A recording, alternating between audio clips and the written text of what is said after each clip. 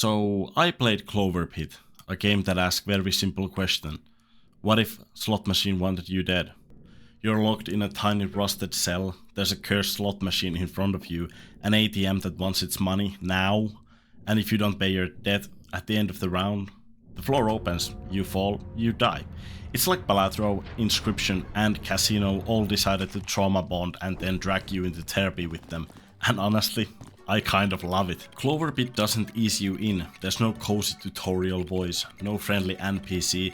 You spawn in what looks like hell's break room, a slot machine, an ATM, a door you can't open, and a feeling that you made some terrible financial decisions. The whole thing screams congratulations, you're the main character of late stage capitalism.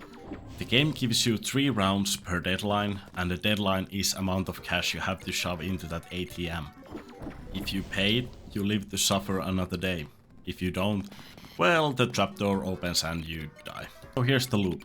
You pull the lever, the slot machine spins, some symbols line up, you win money, or you don't. You decide when to walk away and pay the ATM. It sounds simple, but it's not that simple, because Clover-Pit is less pure luck and more rigged casino that can be cracked if your brains have enough wrinkles in it. You can buy charms that do stuff like increase payouts for specific symbols, change what appears on the reels, or trigger extra effects when a certain combo hits. So yeah, technically it's a slot machine, but it's also a roguelite that slowly teaches you economics, probability, and how to accept emotional pain.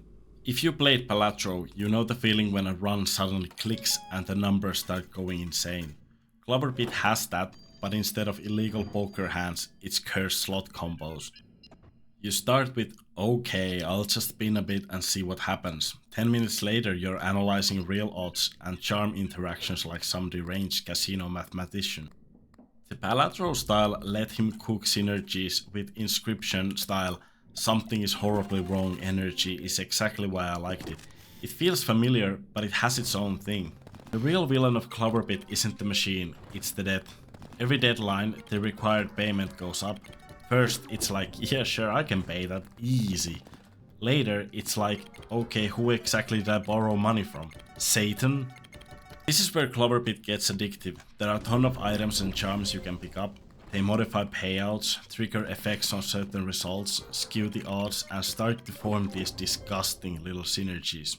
And suddenly, you're no longer just spinning and praying, you're engineering a run. You're thinking, okay, if I stack these charms, the chance of this crazy outcome goes away. It's the same pleasure as breaking a card game, but here it's all dressed up as this disgusting, clunky slot machine. There were moments where the screen spat out so much money I felt physically high, like, oh, this is why people blow rent on slots. And the next one, absolute poverty. One thing I actually respect a lot, Clover-Pit doesn't explain everything. There's no 30-minute tutorial holding your hand and going, this is how synergy works, sweetie. Instead it's like, you're locked in, here's the machine, figure it out before the floor opens and you die. At first it feels super RNG. You spin, you whiff, you die, but the more you play, the more you start noticing patterns. Oh, that charm with that symbol is kinda cracked. Maybe I shouldn't take every single shiny cursed thing just because it glows. Eventually you stop feeling like a victim and start feeling like a prisoner who knows how to cheat the system. And that is satisfying as hell. Personally, I really like Clover-Pit.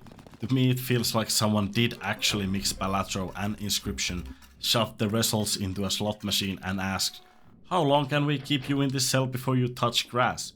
It's fast to boot up, easy to understand on the surface, but way deeper than it looks. Runs have that perfect just one more energy. The tension of meeting the deadline, the joy of a good spin, the horror of a bad one. It all loops so smoothly that an hour disappears without you even noticing. And if you're into roguelites in general, I'd say give it a shot. It's clever, it's stylish, it's different enough to stand out, and it actually commits to its theme instead of just being Casino Pixels the game. So yeah, that was Clover-Pit. Like the video and subscribe, or don't. But if you don't, I'm telling the slot machine to rig your next 10 runs.